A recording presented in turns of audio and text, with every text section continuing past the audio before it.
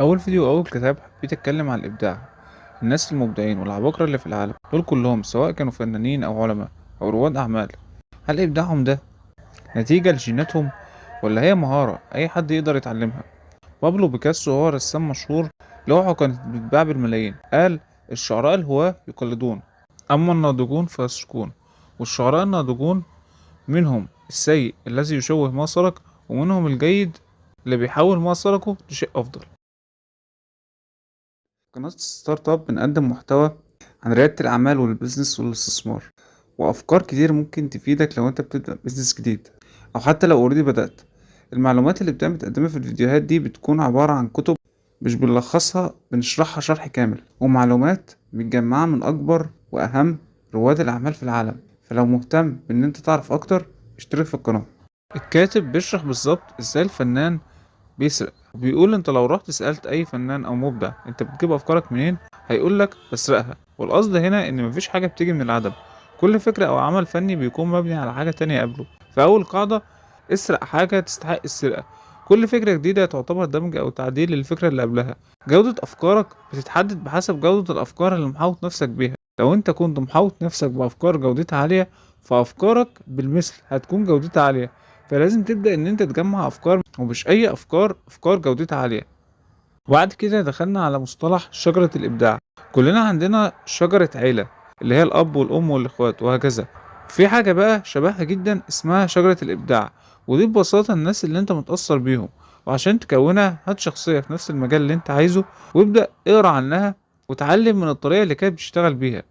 ومن افضل الطرق عشان تغذي الابداع عندك هو ان انت تكتب كل حاجة، لان مخك لما بيخش له معلومات جديدة، لو ما كتبتهاش او ما رجعتهاش او ما كنتش في كامل تركيزك وانت بتسمعها، ففي الاغلب هتنساها.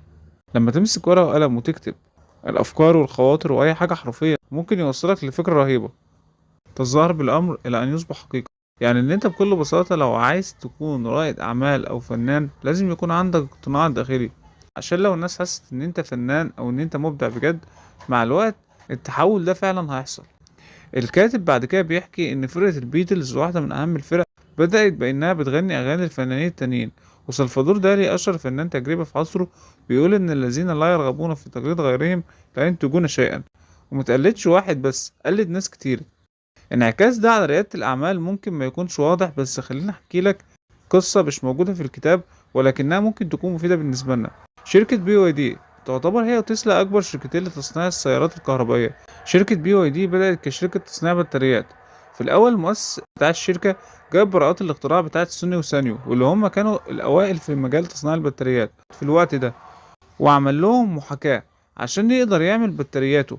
وعلشان كده البطاريات كفاءتها كانت عالية وأسعارها كانت أرخص. ولما تيجي تبص أكبر وأهم الشركات النهاردة زي فيسبوك وأمازون وغيرهم، الشركات دي في الوقت اللي طلعوا فيه كان في قبلهم شركات بتقدم نفس الخدمة بالظبط. مثلا فيسبوك كان في قبلها ماي سبيس، أو مثلا أوبر وكريم. أوبر كانت موجودة، وبرغم ده كريم قدرت إن هي تاخد ماركت شير كبير من السوق. وأنا هنا مش قصدي إن أنت تاخد فكرة بيزنس وتسرقها وتروح تعملها تاني بالظبط، لأ، وإنما تأثر من أفكار ناس تانية وشركات مختلفة واطلع بوظيفتك السرية. لأن في عالم البيزنس لو أنت بتقدم نفس الحاجة بالظبط بتاعة المنافس، في الأغلب مش هتقدر توصل لحاجة.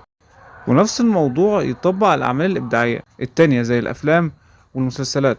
هي عبارة عن إعادة إنتاج اتعملت قبل كده بس بمنظور مختلف.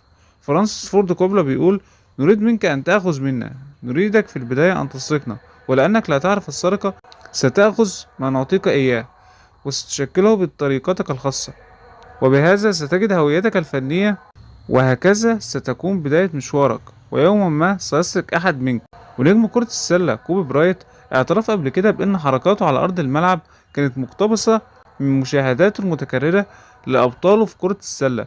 وعشان أدرك في مرحلة معينة إن هو مش هيقدر يقلد بالظبط الحركات بتاعتهم عشان اختلافه في البنية الجسدية، فهو حاول يحاكي الحركات بقدر الإمكان علشان تناسب بنيته الجسدية، لحد ما بقى عنده حركاته الخاصة.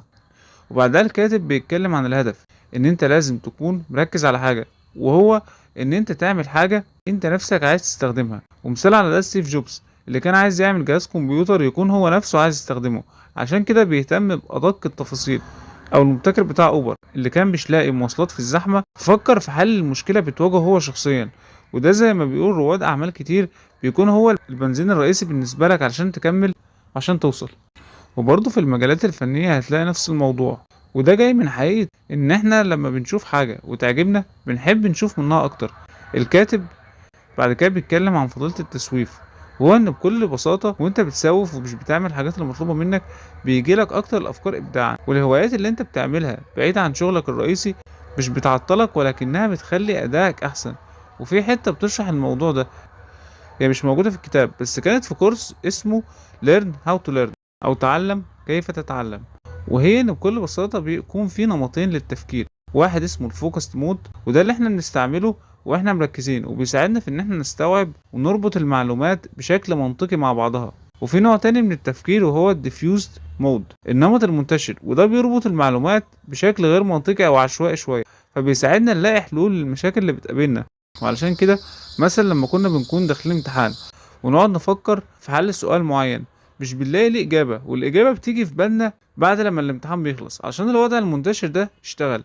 والكاتب بيأكد هنا على الحقيقة دي وبيقولك إن أنت محتاج فترات راحة أو زي ما بيقول فضيلة التسويف. بالإضافة لده كونك عندك هواية بيعلي من أدائك في شغلك الأساسي وبيخليك مبدع أكتر لأنه بيدي فرصة للاسترخاء، وده بدوره بيفعل الديفيوزد مود اللي احنا لسه متكلمين عنه. الدرس اللي احنا وصلنا له في الكتاب هنا وهو استمتع بكونك مغمور. بس ثانية واحدة، هي مش دي حاجة وحشة المفروض أسعى لشهرة ونجاح؟ خليني هنا أقف وأسألك سؤال، هو أنت عارف الميزة اللي بتكون موجودة عند شركات الستارت اب ومش موجودة عند الشركات الكبيرة؟ كلمة واحدة بس، الخوف. الشركات الكبيرة علشان تاخد قرار واحد بس ممكن تقعد فيه سنين، حركتها بتكون بطيئة جدا. السبب في ده ان في ناس كتير قوي بتحدد قرار واحد، يعني المستثمرين والمديرين والعملاء والشركاء كل دول رأيهم مهم بالنسبة لك. والمشاهير في كل المجالات بيكون عندهم نفس الفكرة دي، هو عايز يرضي الناس اللي عاملين معاه عقود رعاية مثلا، ويرضي الجمهور ويرضي المنتجين لو كان ممثل. وخلينا اديك مثال على الحتة دي دلوقتي. انجح الممثلين وانجح المخرجين هم الممثلين اللي حصروا نفسهم في نوع معين من الادوار، يعني فان ديزل وذا روك هم ناس مركزين على الاكشن بشكل رئيسي، فالجمهور اللي لموه هو جمهور بيحب افلام الاكشن. فلو قرروا بكره الصبح يعملوا افلام دراما مثلا، الجمهور الكبير اللي كان بيتابعهم هيقلوا جدا. طب ليه؟ الفكرة ان الجمهور اللي بيحب افلام الاكشن مالوش في الدراما قوي، اما الممثلين المغمورين والشركات الناشئة ما عندهاش نفس الخوف ده وحركاتها سريعة. وهو ده السبب اللي خلى اوبن اي اي تتفوق على جوجل في الذكاء الاصطناعي، لانها مش خايفة تنزل منتج جديد ناقص وفي مشاكل، مش خايفة تحط الذكاء الاصطناعي في ايد الناس بسرعة. لما بيكون في قرار بيكون في سرعة في تنفيذه لان القرار مش بيعدي على مليون انسان عشان يتنفذ. وبالاضافة لده المبرمجين او الناس اللي شغالة في المؤسسة يكون عندهم حرية اكبر انهم يعملوا اللي هم عايزينه. والكاتب بعد كده بيختم الكتاب ان هو بيتكلم عن حاجة مهمة جدا، الحدود او المعوقات. لازم يكون في حدود في اي حاجة بتعملها سواء كانت زمنية او مادية. الموضوع مش هيخلص حرفيا لو ما كانش في حدود، وهيفضل يتعدل ويتعدل ويتعدل طول لما في فترة زمنية متاحة وطول لما في فلوس انت ممكن تصرفها، فهتفضل تعدل في المنتج وتصرف عليه وتحسن منه، وفي النهاية مش هتوصل لأي حاجة. وده بسبب ان من كتر الاحتمالات مش هتقدر تحدد انه واحد فيهم الانسب، وكل ما زادت الاختيارات بحسب علم النفس قلل رضاك عن كل واحد فيهم. كتاب اسرق كفنان كبداية كان بيتكلم عن شوية افكار عن الابداع والانوفيشن، وازاي ممكن ان الواحد يكون مبدع اكتر. ومن اكتر الافكار المختلفة والمهمة اللي هو ناقشها هي فكرة شجرة الابداع، وان انت لازم تتأثر من ناس تانية سبقتك في مجالات مختلفة وتبدأ ان انت تتعلم من الطريقة اللي هم كانوا شغالين بيها وتحاول ان انت تطور من نفسك اكتر في المجال. الكتاب برغم ان هو صغير وعدد صفحاته قليلة ولكنه بيعرفنا حقيقة مهمة جدا، وهي ان الانوفيشن او الابداع مش مربوط بحاجة كده سحرية او حاجة كده مش موجودة غير عند قلة قليلة من الناس. لا طبعا، الموضوع موجود عندنا كلنا. هو الفكرة ان هي سكيل انت محتاج تتعلمها، وافكار وناس انت لازم تحوط نفسك بيهم. تحوط نفسك بيهم مش معناه بشكل فيزيكال او بشكل فعلي، انت ممكن تقرا عن الناس دي، ممكن تتعلم من طريقتهم، ممكن تشوف كلامهم كانوا بيقولوا ايه، ممكن تشوف حتى الشغل بتاعهم وده يبقى المعلم الاكبر بتاعك ومصدرك الرئيسي في ان انت تفهم الناس دي كانت بتفكر ازاي. والتاريخ مليان من مبدعين في شتى المجالات اللي ممكن يفيدوك جدا لو انت عايز تتعلم اي حاجة. ده كان اول كتاب في السلسلة واتمنى يعجبكم. دي كانت كل حاجة عند الفيديو، لو عجبكم الفيديو مش تشتركوا في القناة وتعملوا لايك وشير للفيديو. السلام.